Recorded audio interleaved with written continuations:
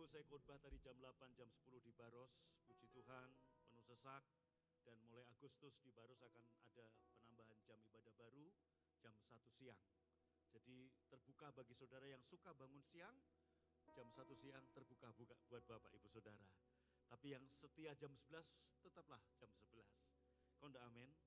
Baik, pagi ini saya mau menyampaikan, ingat gak bulan lalu Tuhan kasih rema kepada kita Bethesda. Bilang sama saya, rumah kasih karunia, rumah mujizat, rumah kesembuhan.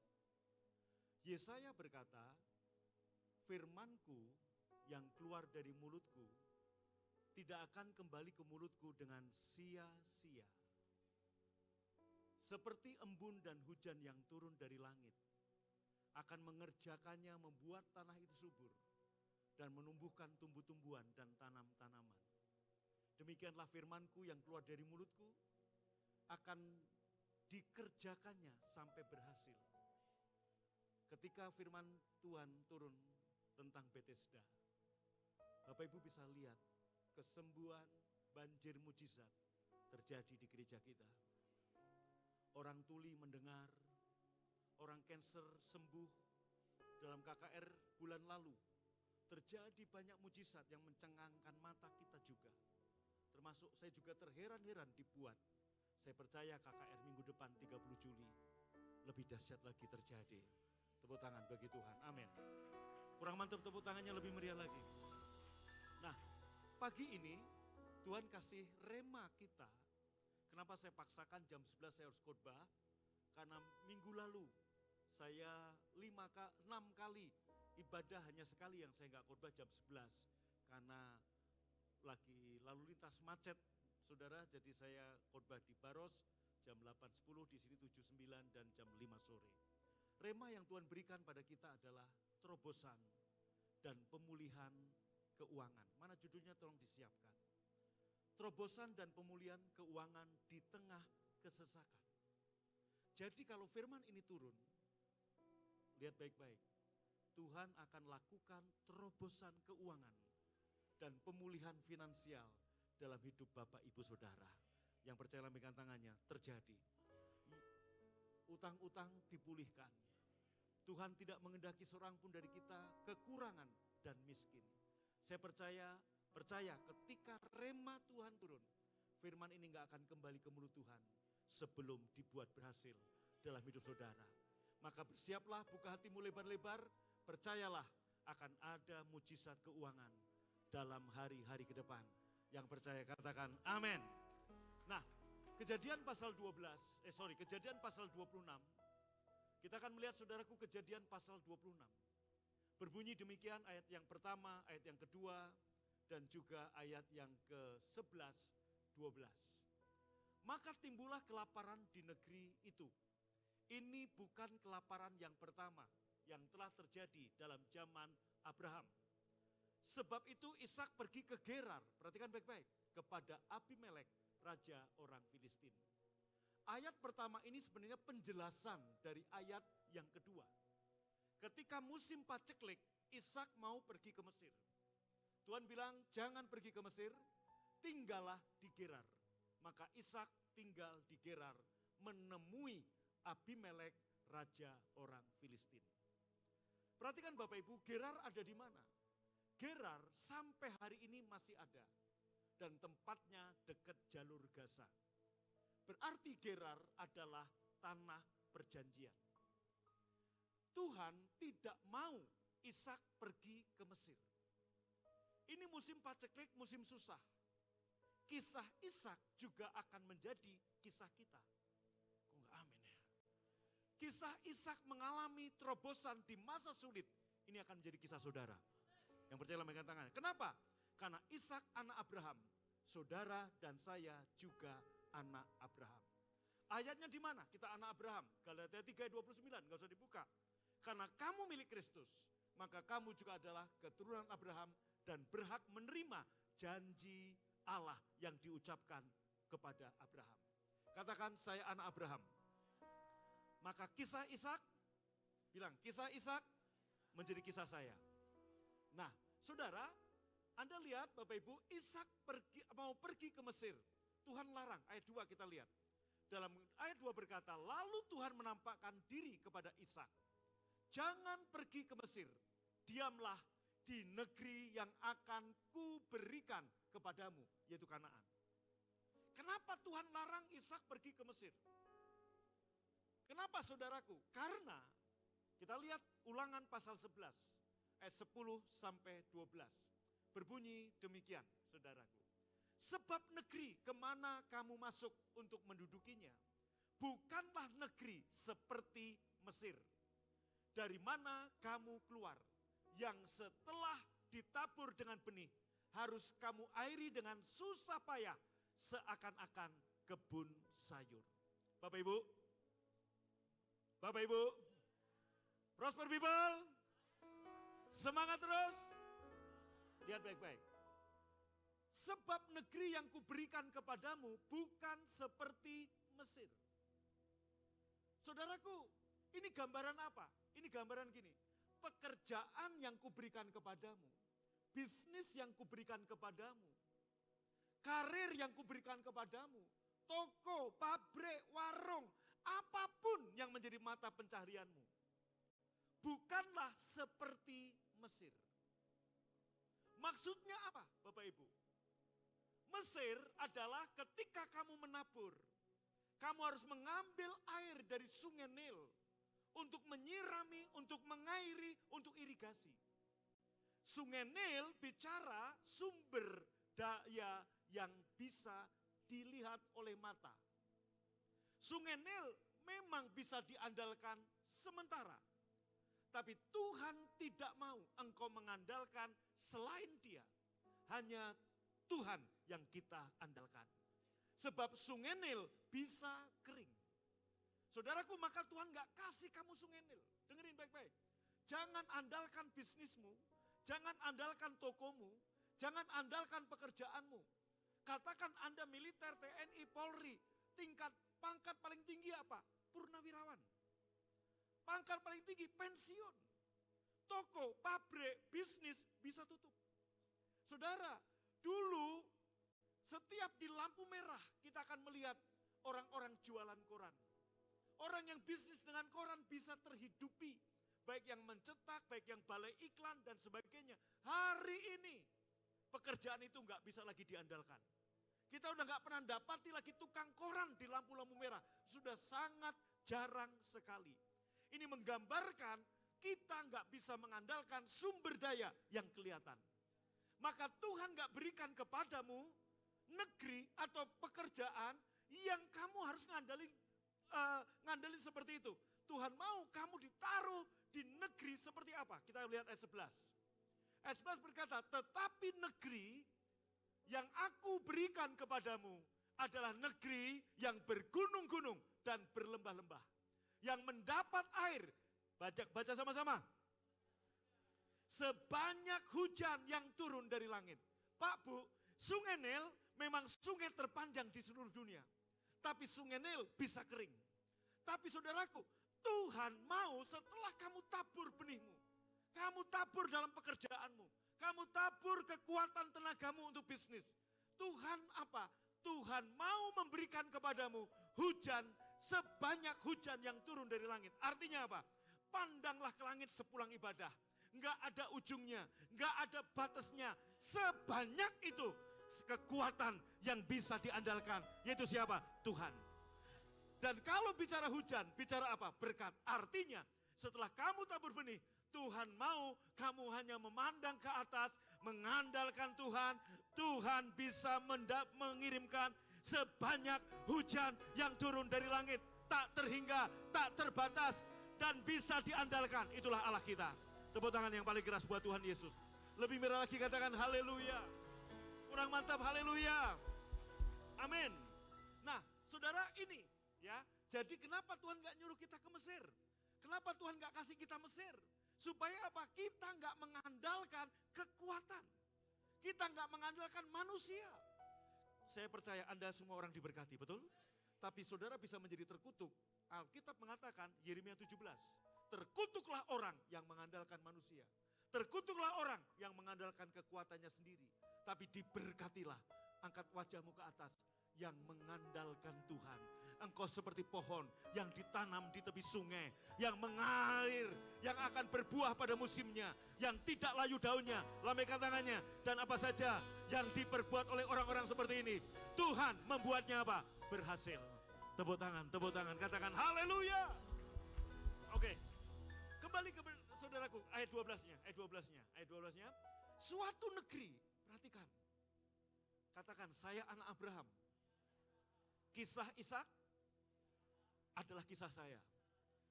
Taruh tangan di dadamu, saya Ishak 2025.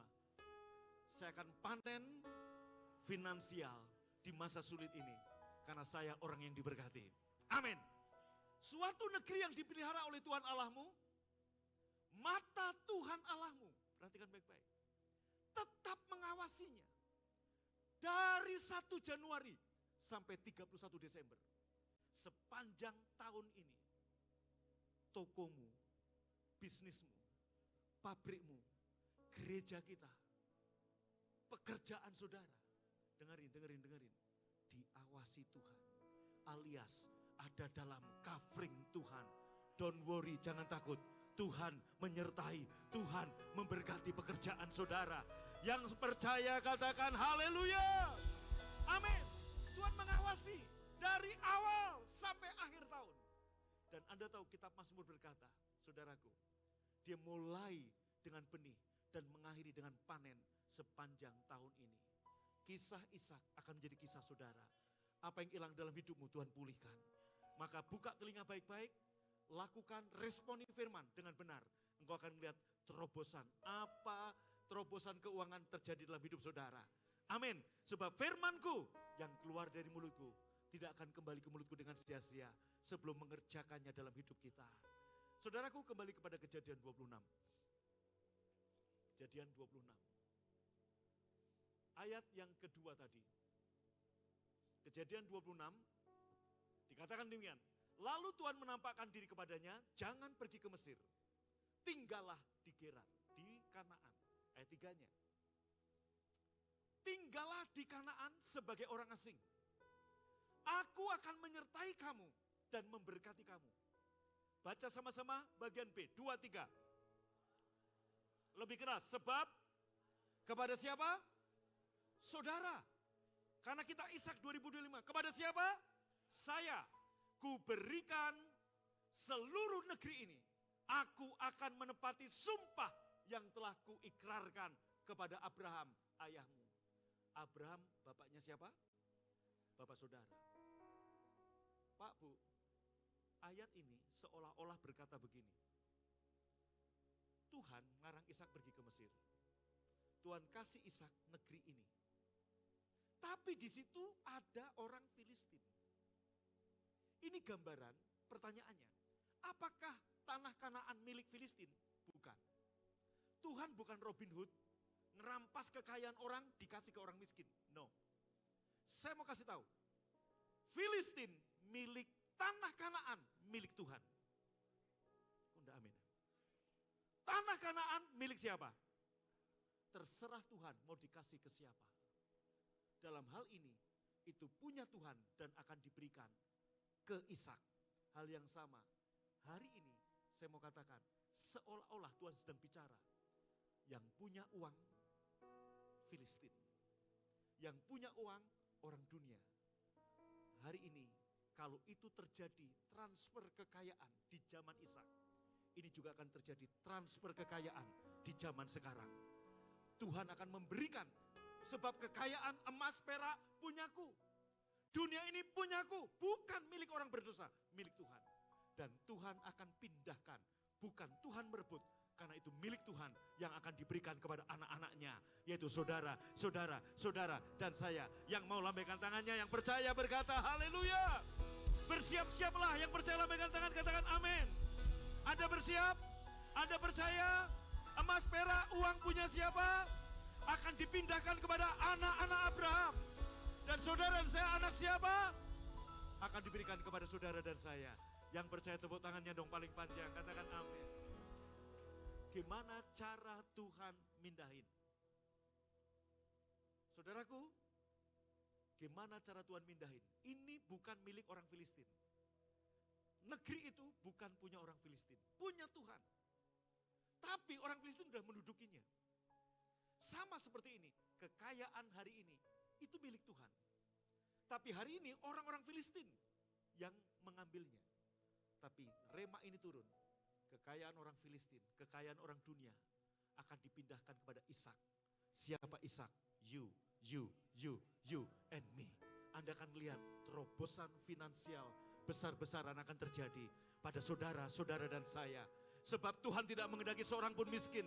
Tuhan tidak menghendaki seorang pun kekurangan. Yang Tuhan katakan, aku datang untuk memberi kamu hidup dan memilikinya dalam segala kelimpahan. Yang percaya dengan semangat, katakan amin. Percaya? Amin? Bersiap? Nah, gimana caranya? Kita lihat, Tuhan tidak mau kompromi soal yang natural. Yaitu apa? Nabur, saudara. Di masa susah, tetap nabur. Kita lihat ayat 12. Ayat 12. Maka menaburlah Ishak di tanah itu, di tahun itu. Tahun apa itu Pak Irama? Tahun susah, tahun krisis, tahun secupak gandum sedinar, tahun 3 cupak jelai sedinar. Ini bicara apa? Tahun resesi. Tahun susah. Tapi saudaraku, di tahun susah, Tuhan gak kompromi. Saudara, kenapa? Anda lihat, maka menaburlah Ishak di tanah itu. Di tahun kesusahan, di tahun krisis, di tahun resesi.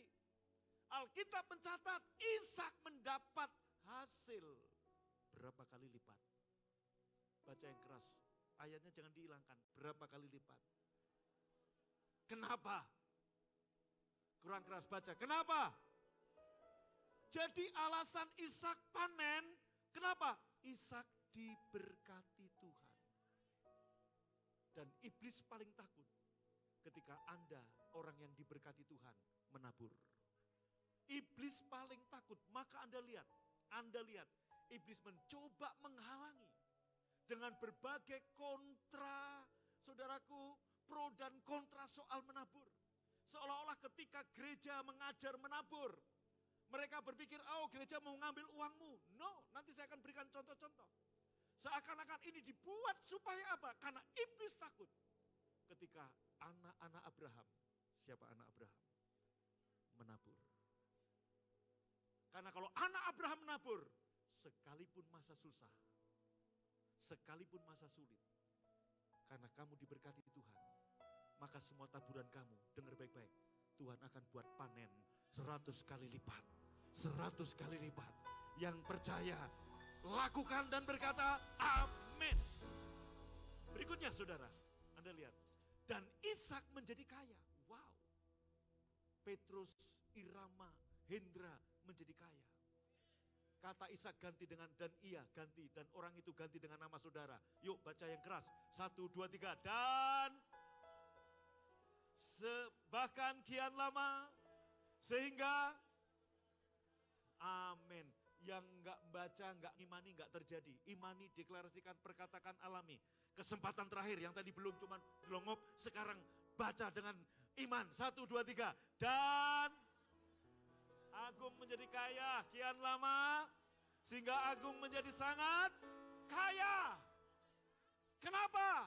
Karena Anda yang pertama, orang yang diberkati. Dan orang diberkati nabur. Anda lihat saudaraku, ini transfer kekayaan terjadi di zaman susah. Kisah Ishak, kisah kita. Ishak anak Abraham, kita juga anak Abraham. Ayat 13-nya berkata demikian, 14-nya berkata, ia punya kumpulan kambing domba, lembu sapi, serta banyak anak buah, sehingga orang Filistin itu cemburu kepadanya. Lambaikan tangan saudara, lihat saya baik-baik. Filistin dalam hidupmu, tahun-tahun ini akan dibuat cemburu kepadamu. Karena kamu akan panen berlipat-lipat ganda. Karena kamu akan dilimpahi dengan luar biasa. Karena kamu orang yang diberkati, yang menabur. Tepuk tangan paling meriah, katakan haleluya. Amin. Amin. Tuhan tidak kompromi soal nabur. Maka minggu lalu dalam ibadah jam 7, jam 9. Maka jam 11 saya ulangi di sini. Tuhan gak kompromi soal nabur. Saudaraku, saya langsung supaya menghemat waktu. Ini saudara ini dua minggu saya jadikan 1 minggu. Luar biasa buat saudara jemaat jam 11. Berarti kasih karunia double porsi. Untuk jam 7, jam 9 harus 2 kali. Untuk Anda jam 11, sekali khotbah 2 sesi. Berarti ini orang-orang cerdas luar biasa. Amin. Saudara, langsung masuk bahan, saudara. Ada 5 kesimpulan. Yang pertama, kita lihat saudara. Bagian terakhir, mana? Lihat baik-baik. Yang pertama, ketahui di mana Anda jatuh. Kenapa sampai kamu ngalami kurang? Kenapa sampai kamu ngalami masalah soal keuangan? Bahkan ada beberapa darimu yang terlilit hutang. 2 Raja-Raja pasal 6. Gak usah dibuka, percaya saja ada. Untuk lebih komplit mendengar khotbah ini, Anda dengar khotbah minggu lalu. Yang jam 9 atau yang di Baros. Saudara, ada seorang hamba Tuhan muda yang sedang potong kayu. Dan mata kapaknya jatuh tenggelam di sungai Yordan yang sedang mengalir dengan deras. Berserulah hamba Tuhan muda ini kepada Elisa. Arti kata Elisa adalah Tuhan penyelamat. Bilang sama saya. Berarti siapa? Yesua, Yesus. Hamba Tuhan muda ini berkata, Tuanku, Tuanku, mata kapakku jatuh tenggelam. Si Elisa, yaitu Yesus penyelamat berkata, di mana letak jatuhnya? Hal yang sama, kenapa hidupmu mengalami kesulitan dalam keuangan? Kenapa ada yang mengalami sampai utang? Kenapa ada yang di antara saudara sampai mengalami kesulitan dalam duit, bangkrut dan sebagainya? Sebelum Tuhan tolong kamu, Tuhan tanya, di mana letak jatuhmu? Apakah jatuhmu di gaya hidup? Kamu bergaul dengan orang yang jauh lebih kaya darimu. Apakah salah Pak Pendeta? Enggak salah. Yang salah adalah ketika kamu mengikuti gaya hidup dia yang jauh lebih kaya dari kamu. Dia tiap hari bisa makan di restoran dan bayar dengan enteng. Mungkin saudara baru bisa seminggu sekali. Kenapa ikutin yang tiap hari? Bonyok kamu. Saudaraku, dia bisa beli mobil baru setiap ada mobil keluar. Kamu ikut-ikutan, bonyok kamu. Cukupkan diri dengan apa yang ada. Maka kamu harus tahu dulu di mana letak jatuhmu. Saudaraku, banyak hamba-hamba Tuhan yang saudaraku secara keuangan ngalami kurang, utang sana utang sini. Kesulitan, maka sebelum Tuhan tolong ditanya di mana jatuhnya. Mata kapak bicara mata pencarian. Tenggelam di sungai Yordan alias mustahil untuk pulih. Tapi ketika kamu tahu jatuhmu di mana, berlututlah, introspeksi, mintalah tolong sama Tuhan. Saya percaya mata kapak yang tenggelam, Tuhan akan munculkan kembali. Amin. Setelah kamu tahu di mana jatuhnya. Saudaraku, jatuhnya di mana? Yang pertama, saudara, saya kasih contoh, mungkin ada di antara saudara yang karena nafsu besar pengen pinjol akhirnya. Itu mengikat kamu dengan bunga rentenir yang tinggi. Atau mungkin jatuhmu di kartu kredit. Saya sebagai gembala, sudah 20 tahun lebih saya menggembalakan. Kadang saya konseling dengan orang-orang gak tua, gak muda. Yang terlilit kartu kredit. Kartu kredit di tangan orang bijak no problem. Tapi di tangan orang bodoh menjerat saudara. Atau jatuhmu karena pergaulan buruk. Saudaraku, kamu ikut-ikutan gaya hidup buruk. Sehingga kamu jatuh terlilit sehingga kurang di situ. Atau jatuhmu di rentenir. Atau jatuhmu saudaraku, Anda ngikutin yang tadi saudaraku. Tetanggamu nyekolahin anak international school. Kamu maksain diri anakmu ke international school. Padahal penghasilanmu gak sehebat dia. Kenapa? Gengsi saudara. Ya, halo? Saudaraku, tetangga beli kulkas baru. Kamu panas, kamu beli kulkas baru. Buka ruang keluarga. Kulkas cuma 1, beli 1 lagi. Buka ruang keluarga, TV cuma 1, beli 1 lagi. Buka garasi, mobil cuma 1, beli 1 lagi. Buka kamar, istri cuma 1. Jangan beli lagi saudaraku. Kok enggak amin? Halo? Saya dengan Budion pernah ketemu dengan seorang tukang. Yang hidupnya lumayan sebagai tukang. Tapi ketika dia diangkat jadi mandor, saudaraku. Punya bini muda, habis duit saudaraku. Itu dia. Jatuhmu di mana? Sebab Tuhan gak mengendaki seorang pun dari kamu miskin, utang. Tuhan mau bawa kita ke satu tempat yang bernama kelimpahan. Di situ kamu memberi pinjaman, tapi kamu sendiri tidak meminjam. Maka sebelum kamu minta Tuhan pulihkan, introspeksi diri. Di mana letak jatuh saudara? Katakan amin. Beli jam harus branded, Rolex. Saudaraku, untung saya gak suka jam. Kalau saya beli Rolex, saya khotbah gini terus nanti saudaraku. Betul gak? Shalom saudara, haleluya. Anda ngelihat Rolexnya, salah fokus gak lihat khotbah saya, lihat Rolex saya. Mungkin Anda tanya, Pak Pendeta pernah beli Rolex? Pernah, sekali saudaraku. Saya nggak bohong, saya pernah beli sekali. Di mana? Di Sensen. Harga berapa? 200.000 rupiah. Alias KW19 saudaraku. Amin. Haleluya. Tapi karena saya yang pakai, orang pikir asli. Tapi kalau yang pakai, saudaraku Pak Anto, mau yang asli pasti pikir palsu. Gimana tongkrongannya? Amin. Haleluya. Tepuk tangan dulu dong buat Tuhan. Amin. Lebih meriah tepuk tangannya. Haleluya. Ya. Anda harus tahu dulu di mana jatuhnya. Yang kedua, sadari kamu butuh kasih karunia. Percaya, walaupun secara manusia mata kapak besi gak mungkin muncul. Tapi masih ada kasih karunia. Amin. Nasi udah jadi bubur. Kalau kita minta tolong sama Tuhan, Tuhan bisa ubah bubur jadi nasi kembali. Atau Tuhan bisa ubah bubur jadi bubur ayam yang lebih enak dan lebih mahal. Artinya apa? Allah turut bekerja untuk mendatangkan kebaikan bagi setiap kita yang datang kepadanya, mengasihi dia. Amin. Datanglah nomor 2, minta kasih karunia. Kenapa? Utang dosa aja Tuhan bisa bayar, apalagi utang duit. Saya bicara sebagai orang yang pernah utang. Saya bicara sebagai orang yang pernah dikejar-kejar utang.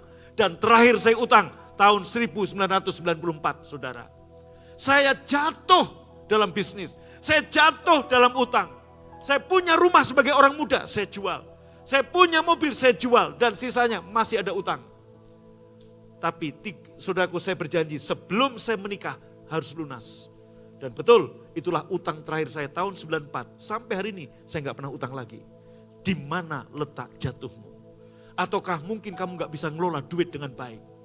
Dalam pelajaran atau dalam khotbah minggu-minggu depan saya akan ajar kepada saudara gimana cara mengelola uang. Saya berkhotbah, saya mengajar bukan sebagai ahli ekonomi, tapi sebagai praktisi keuangan. Gimana Tuhan memberikan hikmat untuk saya mengelola uang gereja sehingga gereja bisa berkembang sampai hari ini. Saya percaya kalau Anda kekurangan hikmat, minta hikmat sama Tuhan. Tuh dengerin saya, Tuhan gak mau kamu melarat. Tuhan gak mau kamu miskin. Tuhan mau kamu bertumbuh dalam keuangan juga. Tuhan mau kamu diberkati. Tuhan mau kamu seperti Ishak. Maka ini kisah Ishak juga adalah kisahmu. Maka saya akan melihat dalam mata rohani saya. Angkat tanganmu, saya berdoa.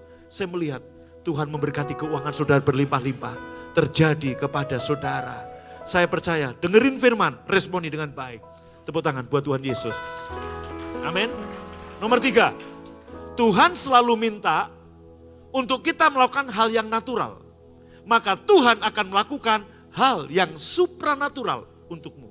Pak, Bu, izinkan saya bertanya, di musim paceklik, Ishak nabur, harusnya apa? Benihnya mati, gak ada hujan. Tapi Tuhan suruh. Musim paceklik orang lain nahan benih, Ishak nabur. Apa yang terjadi? Saudaraku, Anda lihat, orang-orang Filistin sampai cemburu kepada Ishak. Kenapa? Karena Tuhan memindahkan kekayaan orang-orang Filistin kepada Ishak. Sumur-sumur ditutup oleh orang Filistin karena apa? Kering. Sama Ishak dibuka lagi. Membual-bual airnya. Kenapa? Jawabannya satu, karena Ishak anak Abraham. Kenapa? Karena Allah udah berjanji sama Abraham. Tentang apa? Aku memberkati kamu. Sekarang Bapak Ibu, Anda dan saya juga anak Abraham. Dan Allah berjanji kepada kita, aku memberkati kamu. Amin. Jadi Bapak Ibu, yang memberkati kita bukan musimnya. Yang memberkati kita bukan keadaannya, tapi Allah. Maka iblis paling takut ketika saudara anak-anak Abraham ini nabur. Dengerin saya. Tuhan gak nyuruh kamu nabur di properti. Bukan berarti gak boleh kamu invest properti. Tuhan gak nyuruh kamu nabur di pasar saham. Bukan berarti gak boleh. Tuhan gak nyuruh kamu nabur di falas atau emas. Kenapa? Karena kalau kamu nabur di falas, di emas, di saham, hatimu mengikuti uangmu. Tiap pagi kamu akan mengikuti update emas naik atau turun. Dolar naik atau turun. Bitcoin naik atau turun. Betul? Saham naik atau turun. Kamu akan ikutin di mana hartamu berada, di situ hatimu. Tapi Tuhan nyuruh kamu nabur di pekerjaan Tuhan. Kenapa? Ketika kamu nabur di pekerjaan Tuhan, hatimu gak ngikuti. Kenapa? Kamu gak tahu naik apa turun. Kamu hanya memandang ke atas. Dan Tuhan memberikan hujan untuk benih yang kamu tabur. Dan hujan bicara apa? Berkat Tuhan. Amin. Amin. Kalau saya mau saksikan gimana saya nabur untuk pekerjaan Tuhan. Dan Tuhan membalas. Wow, lipat ganda. Kembali ke tadi, saudara. Tuhan selalu minta kita melakukan hal yang natural. Cerita yang kedua, kalau tadi tentang tentang mata kapak yang tenggelam. Yang kedua, ada janda pendeta, utangnya banyak. Anaknya laki-laki mau dijabel jadi budak. Datang kepada Elisa, "Om, tolong Om. Penagih utang udah mau jabel anakku untuk jadikan budak." Elisa nanya, "Apa yang kamu punya di rumah?" Cenderung jawaban kita sama ketika kita lagi ada masalah dengan janda ini. Kami gak punya apa-apa Om. Kami hanya punya sedikit minyak. Apa yang Elisa bilang? Pinjem bejana gentong dari kanan kirimu. Bejana gentong bicara apa? Ladang di mana kamu harus menuang. Tuangkan minyakmu di ladang itu. Selama masih ada ladang, minyak ini gak pernah berhenti mengalir. Terus, sampai terakhir. Beri aku 1 gentong lagi. Anaknya bilang, udah gak ada Bu, udah habis. Berhentilah mengalir. Pak Bu, dengerin saya baik-baik. BFA menyediakan ladang untuk Anda tabur. Yaitu pembangunan. Loh gak amin saudara. Jangan berhenti kamu menabur. Selama kamu menuangkan, saya mau kasih tahu saudara, ini rumah Tuhan. Anda lihat, 1.000 orang lebih sekarang di Baros. Banyak orang, saudaraku, orang-orang diselamatkan sekitar itu. Banyak orang-orang baru, saudaraku, banyak keluarga-keluarga dipulihkan. Banyak kesaksian-kesaksian. Ada satu keluarga, Pak, saya belum pernah merasakan hadirat Tuhan seperti ini. Saya belum pernah mengalami perjumpaan Tuhan, banyak sekali. Saya tadi kalau nggak buru-buru ke sini banyak orang minta didoakan saudara. Sudah lari nyelumput saudaraku supaya ketemu dengan saudara. Karena saya udah kangen jemaat jam 11. Yang wajahnya penuh sukacita dan haleluya ini. Tepuk tangan saudara. Tuangkan, bilang sama saya. Kurang mantap apa? Tuangkan. Selama Pak Ivan, Pak Andreas menuang minyak. Di rekeningmu nggak akan pernah habis. Tuhan gak kompromi. Amin. Begitu Pak Irama, Ibu Pardede berhenti menuangkan tuang. Selesai. Gak ada lagi ladang. Selesai. Shalom. Bilang kiri kananmu, lakukan yang natural. Maka Allah melakukan yang supranatural. Pak Bu, shalom. Kok bisa-bisanya Pak Bos dengar? Dituang. Tuang. Enggak berhenti. Siapa yang melakukan supranatural? Tuhan. Siapa yang melakukan natural? Janda. Sama dalam hal doa kesembuhan. Lihat saya, Pendeta Agung Takaryana tidak punya kuasa kesembuhan. Jadi jangan harapkan kuasa kesembuhan dari saya. Agung Takaryana nggak punya kuasa mujizat. Agung Takaryana nggak punya kuasa untuk membuka rahim yang tertutup. Agung Takaryana nggak punya kuasa untuk menyembuhkan yang cancer. Siapa yang punya kuasa? Tuhan. Tapi Tuhan mau partisipasi saya. Lakukan yang natural. Apa yang saya lakukan? Saya buat KKR. Apa yang natural saya lakukan? Saya tumpang tangan untuk yang cancer. Saya tumpang tangan untuk yang tuli. Dan Anda melihat ketika saya melakukan yang natural, Yesus melakukan yang supranatural. Tuli terbuka, rahim tertutup terbuka, cancer sembuh. Bahkan saya udah dengar dari Budion, tapi nanti lebih komplit. Ada kesaksian yang luar biasa lagi, saudara. Kesembuhan mujizat yang terjadi. Kenapa Bapak Ibu? Bagian saya melakukan yang natural. Ishak melakukan yang natural. Nabur di musim sulit, musim kering. Kok bisa panen? Lambaikan tangannya, siapa yang melakukannya? Allah melakukan yang supranatural. Tepuk tangan bagi Tuhan Yesus, katakan amin. Dan kalau Tuhan udah pulihkan saudara, keadaan saudara bukan dari minus ke nol, tapi dari minus ke plus. Itu yang terjadi kepada janda yang utang banyak tadi. Jualah, bayar utangmu, hidup dari lebihnya. Contoh yang ketiga, Sarfat. Nomor 4 kita lihat, saudaraku. Baca sama-sama, 1, 2, 3.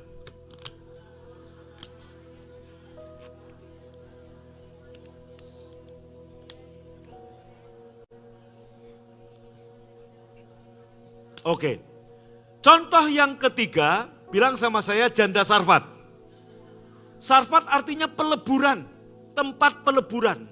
Berarti Sarfat bicara apa? Imanmu dimurnikan. Hari ini iman saudara sedang dimurnikan. Terkhusus saudara yang sedang mengalami kesulitan soal duit. Tuhan sedang murnikan soal uang, soal imanmu. Tuhan nyuruh Elia pergi ke Sarfat.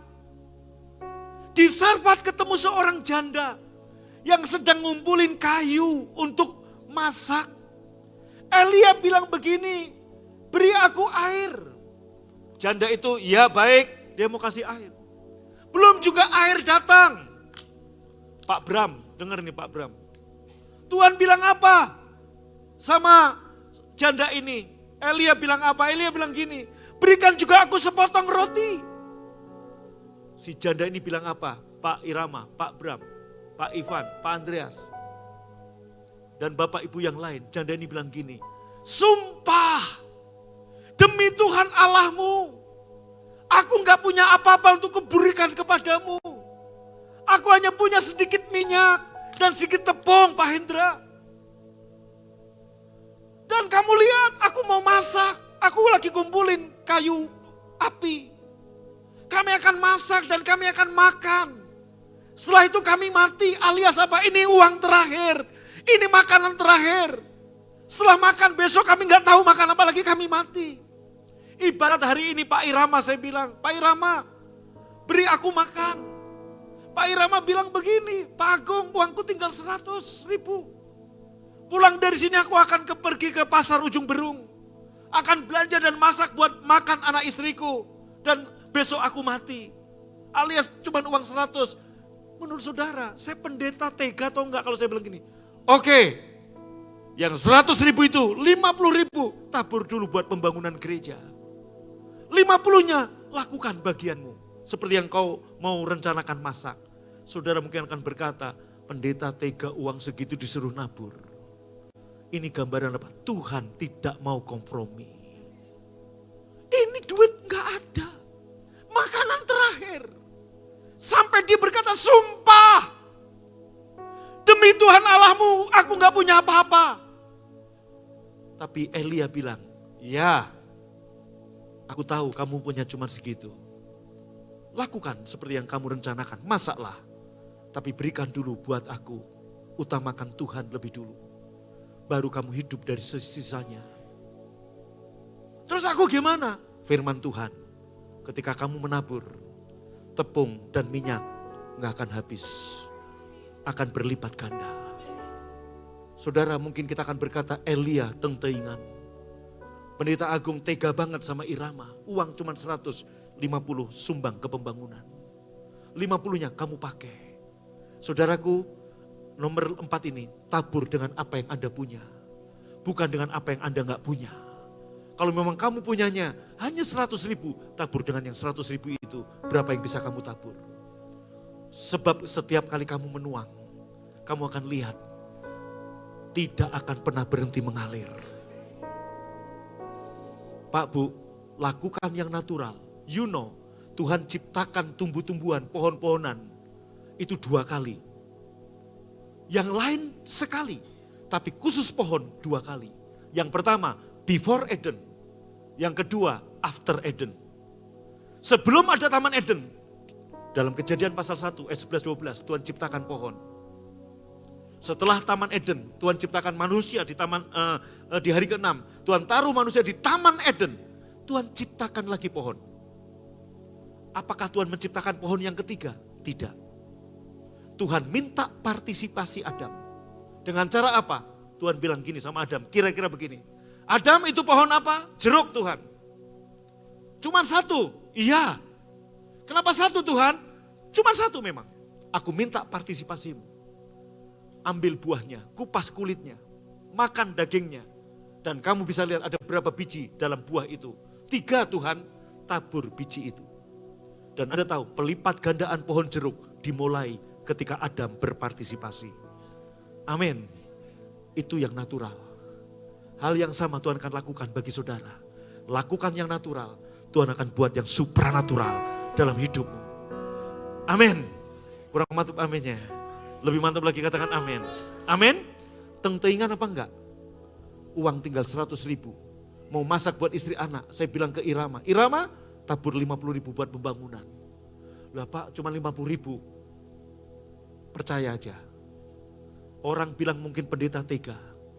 Orang bilang mungkin Elia tega. Tapi Anda lihat, mujizat terjadi ketika seseorang, anak Abraham ini berani menabur. Saudaraku, kenapa anak Abraham banyak enggak berani menabur? Karena kekhawatiran, karena ketakutan, karena macam-macam, karena kecurigaan. Dengar, kamu anak Abraham, kamu diberkati. Maka orang yang diberkati nabur, orang yang diberkati akan panen. Benihmu akan dibuat berlipat kali ganda. Tepuk tangan bagi Tuhan. Amin. Dan yang kelima, yang terakhir. Jangan merasa Tuhan harus menolong. Karena kita sudah melakukan banyak hal untuk Tuhan. Baik korban waktu, korban tenaga, maupun korban uang. Sadari, kalau Tuhan menolong kamu, sama-sama katakan, karena apa? Karena apa? Kurang keras, karena apa? Sebab gak ada yang bisa kita sombongkan. Semua yang kita punya, bahkan nafas hidup kita, milik Tuhan. Saudara sering mendengar kan? Tadi saya baru ketemu sama engkoh itu. Saya baru ketemu Enci itu. Jam berapa? Jam 8 pagi. Bebe, siang ini kita dengar engkau itu udah rest in peace, meninggal. Enci itu udah rest in peace, meninggal. Kita sering dengar begitu toh?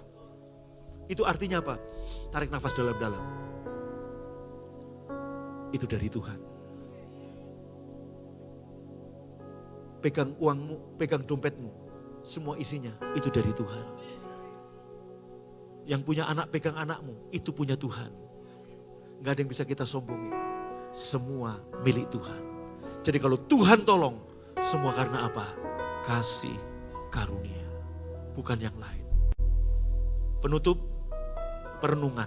Kita baca sama-sama. 1, 2, 3. Lebih keras. Kita bisa saja menghitung benih di dalam 1 buah. Tetapi saat benih itu ditabur, kita tidak bisa berapa banyak buah dan benih baru yang dihasilkan. Mulai taburkan benih. Amin. Pak, Bu, shalom. Kurang mantap, shalom. Setiap bulan saya dan saudara terima berkat 1 gelondong.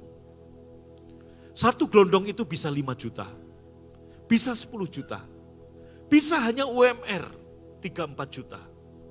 Tahukah Anda, dari 1 gelondong itu,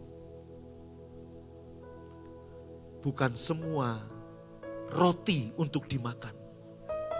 2 Korintus 9 berkata, Tuhan memberikan roti untuk dimakan dan benih untuk ditabur. Kalau semua kamu makan, nggak ada pelipat gandaan, berhenti. Kalau Adam makan jeruk dan kemudian kulitnya dimakan, bijinya dimakan, hari ini sudah nggak ada lagi namanya buah jeruk. Nangkap saudara, betul? Hal yang sama. Maka setiap bulan, nih yang saya praktekkan, ini yang saya praktekkan. Saya terima berkat katakan 5 juta. Saya kupas, rotinya saya makan, bijinya persepuluhan saya tabur di ladang Tuhan, di rumah Tuhan. Sebagian dari roti itu jelek, saya bagikan ke orang miskin, ke orang lain. Maka sampai hari ini saya support beasiswa beberapa anak sekolah. Sampai hari ini saya bersyukur Tuhan kasih saya penggembalaan yang berhasil dan saya mengalami kecukupan kelimpahan dalam finansial. Tapi teman-teman saya pendeta, bukan hanya BFA, di luar gereja BFA, beberapa pendeta desa sampai detik ini, tiap bulan saya kasih dari rezeki, dari berkat yang Tuhan beri. Itu jelek yang saya berikan buat mereka. Saudaraku, saya sedikit ada bisnis jual beli rumah atau tanah. Dari keuntungan yang ada, saya bangun panti asuhan. Jelek. Saya sekolahin beberapa anak saudara. Enggak banyak, tapi itulah jelek. Setiap gelondong yang Tuhan beri kepadamu, ada roti untuk kamu makan. Ada benih yang harus kamu tabur. Ada jelek yang harus kamu bagikan ke orang yang kekurangan. Maka gereja kita setiap minggu keempat adalah sarana untuk Anda memberikan jelek dalam persembahan diakonia. Berapa banyak janda di gereja ini yang disupport. Berapa banyak saudaraku anak sekolah GNOTA yang kita support lewat taburan saudara. Untuk mengajar gereja ini untuk menaruh jelek di ladang. Saudaraku, ingat, siapa yang menolong orang lemah seperti ini memiutangi Tuhan. Ketika kamu tabur pembangunan, Anda lihat satu gedung yang muat 5.000 orang. Anda akan lihat kalau 4 kali ibadah 20.000 orang diberkati dengan Tuhan, dengan firman Tuhan, dengan Injil kasih karunia. Berapa banyak kita sudah memberikan taburan yang menghasilkan jiwa-jiwa. Dan Tuhan gak pernah mau utang. Kita bisa saja menghitung benih yang kamu tabur. Kamu bisa aja, oh aku tabur benih segini. Tapi kamu gak akan pernah bisa menghitung berapa yang dihasilkan oleh benih ini. Ingat, engkau akan membuat cemburu Filistin dalam hidupmu. Engkau orang yang diberkati. Dan iblis paling takut orang yang diberkati ini menabur. Dan mulai hari ini engkau orang yang diberkati. Jangan berhenti menabur. Engkau akan melihat. Benih yang kau tabur mungkin saja engkau bisa menghitung. Tapi hasil dari benih yang kau tabur tidak bisa kita hitung. Lakukan yang natural, maka Tuhan akan melakukan yang supranatural dalam hidupmu, dalam pekerjaanmu, dalam bisnismu, dalam keuanganmu, dalam tokomu, dalam pabrikmu, dalam karirmu, dalam hal apapun. Kita akan melihat perpindahan, transfer kekayaan, transfer jabatan seperti Yusuf dari penjara sampai menjadi penguasa Mesir. Tuhan mentransferkan jabatan kepada orang-orang yang dicintainya, orang-orang yang dikasihnya, yaitu siapa? Engkau dan saya.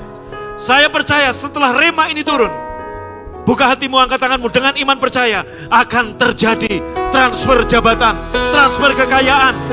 Tuhan akan pindahkan properti Filistin kepadamu. Tuhan akan pindahkan lembu, sapi, kambing, domba Filistin kepadamu. Tuhan akan pindahkan sumur-sumur kepadamu. Ada sumber-sumber yang baru Tuhan akan kirim kepadamu. Akan terjadi pelipat gandaan yang luar biasa. Haleluya. Dan hari ini kalaupun kita menabur, kita gak bisa sombong. Sebab semua yang kita miliki datang daripada Dia. Haleluya.